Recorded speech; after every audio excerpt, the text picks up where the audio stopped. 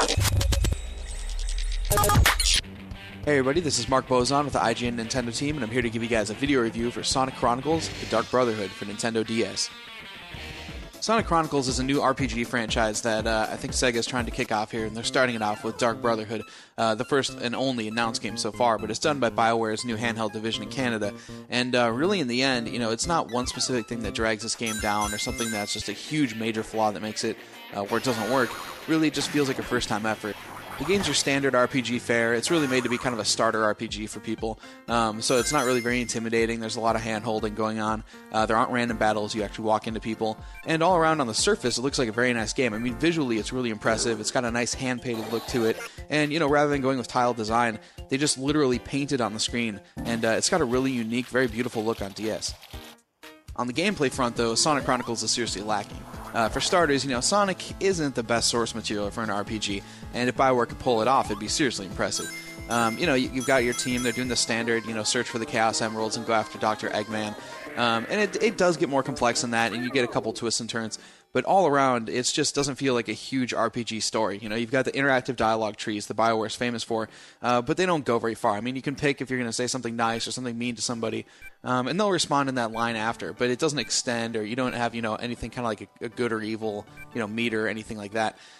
So things like that just kind of feel like they're sort of thrown in there, and the entire game overall just has this very thin RPG feel. It's more about just getting back in the overworld, running around, and using character skills. Really, the biggest gripe I have with Sonic Dark Brotherhood is just the whole game feels kind of soulless. The battle mechanic is a straight rip from Elite Beat Agents, and it works, but it could have been like one of 30 or 40 or 50 different unique ways using the touchscreen in fights, and instead it's kind of just this one mechanic that's used over and over again. As far as an RPG goes, it's just mainly made up of fetch quests. You run around, use different skills, and that's pretty much it. I mean, I even had to run and go find a stapler for a guy. You can keep using these Eggman signal locators, and it's all very fetch questy. And the whole time it just feels like you're running around in towns rather than ever going out and truly exploring. Even the puzzles in the game are really basic, and it's a little weird because you can't actually go up to the puzzles and just do them. You have to talk to a guy that's standing next to him, and he'll say, "Hey Sonic, I gotta get in here, I have to solve this. Can you do it for me?" And then, and only then, will it actually become active. So you get little things like that. They're kind of amateurish as far as making RPGs and really laying things out for the player. And it just feels like you're going from interaction point to interaction point instead of really, exploring. There are also a few little oddities in the presentation overall. You have sound effects that kind of cut off, or they sound really low quality overall. The interface is anything but intuitive for equipping items, since it just kind of throws everything in this huge list instead of dividing it up if it's for someone's head or for their hands.